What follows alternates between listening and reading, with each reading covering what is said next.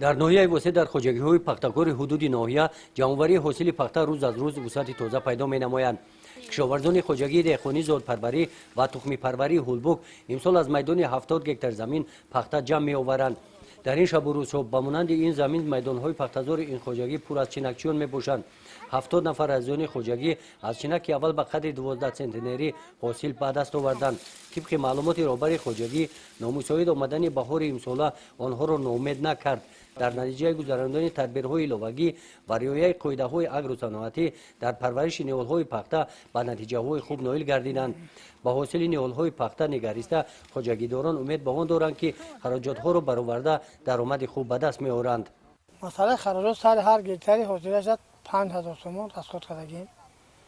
خیلی حاصل در زمینه نچینیم تا آخره چیندیم خیلی معلوم میشه وقتش 20 سانتی 20 سانتی پخته در زمین هست. طبق دورنما خوجگی دهقانی هولبوک امسال به قدر 154 تن پخته جمع‌آوری می‌نماید.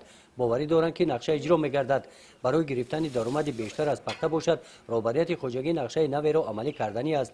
کارخانه کارکردی پخته ساختند. خوجگیداران پخته خام جمع‌آورده شده را امسال بیرون برآورده در داخل خوجگی نگاه داشته به کارکرد آن شروع نمودند. طبق این نقشه 5 جای کاری نو مهیا گردیده با جلب کارگران تا نهایی اولین پخته انا همین طور با صفت کارکرد شدند.